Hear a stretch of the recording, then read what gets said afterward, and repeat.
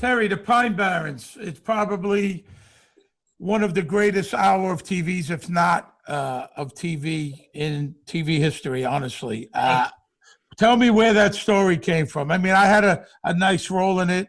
Of course, Michael and Christopher and Tony did. Bobby was in there. But where'd that story come from? Tell us a little something. That was Tim Van Patten, who was, one of our main directors on the show.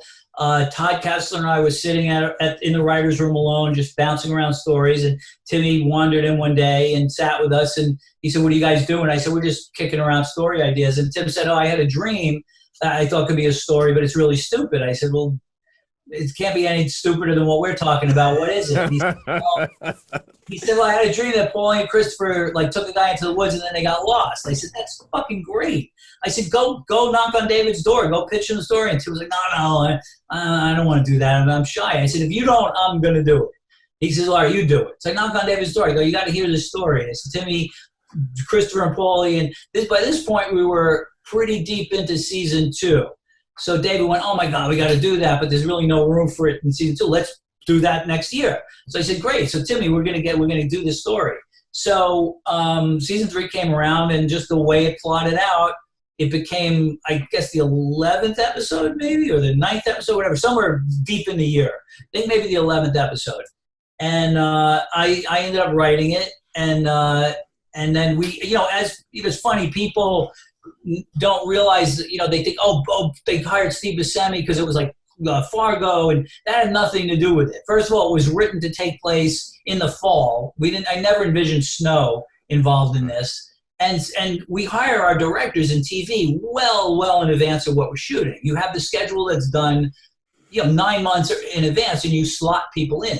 So all we knew was that episode 11, whatever that ended up being, Steve Buscemi was going to direct it. And just sheer coincidence, episode 11 ended up being Pine Barrens, and that's how I met Steve. And I've been a huge fan of his as an actor, and also less so as a director, and that's how we met and became friends. And the last thing we said to each other when we scouted the locations, and I think it was December 1999, we found our locations up in Harriman State Park, and we said, "All right, great. As long as it doesn't snow, we'll be fine."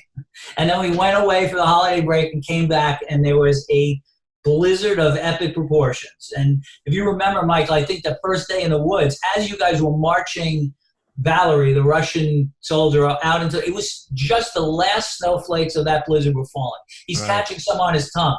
And that snow had been going on for weeks. But I did a quick rewrite to accommodate now the fact that they're in the snow.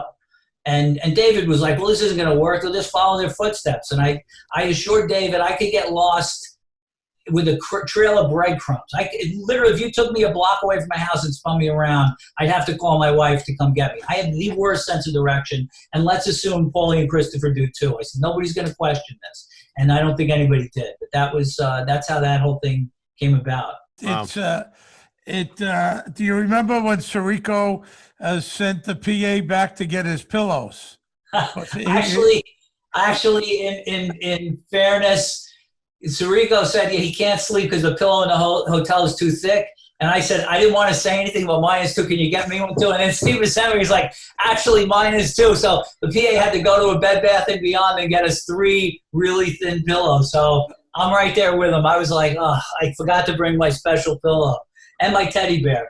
And Terry, everybody always asks you everywhere what happened to the Russian. Didn't you put the Russian in somewhere, or was going to put him in a deli or something? No, we talked about. What's funny, I always have a thing on TV shows where a character you've never seen before appears in an episode and has huge prominence, but you've never heard or seen of this guy before or since. So knowing we were going to do Pine Barrens, I said to David, can we get this actor and just pop him into an episode 1 or 2 episodes early when they go to see Valerie, when they go to see Valerie's boss, Slava, we just have this guy, give him a line of dialogue. So when you see him again in episode 11, you go, oh, that's the guy who was sweeping the floor. So that's what we did. And then we're like, okay, great. So that made me feel good. You at least established him. He didn't come out of thin air. And no, he's Slava's best friend. So you already met the guy.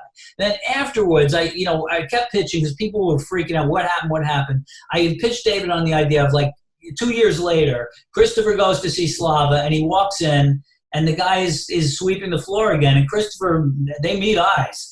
And Christopher's like, holy shit, he knows me. And then the guy, and Valerie, the Russian guy, turns around, and half the back of his head is gone. He's like clearly brain damaged. He doesn't remember anything. And Christopher is like, oh my God. And it's like the guy's completely a vegetable who's just, he just sweeps the floor. But he keeps looking at Christopher like, I know, I just can't communicate. And David was on board with it. Or so I thought, and I think I made the fatal error. I said, oh man, the audience is going to love this. And he went, well, that's the worst reason in the world to do it. Because, fuck it, That's not a good. No. That was the And I was like, so I think the consolation was there was a line of dialogue at the Bada Bing where like, Boy Scouts probably found him or something, or he got eaten by squirrels or whatever. Who gives a shit anyway? Just to move on from that.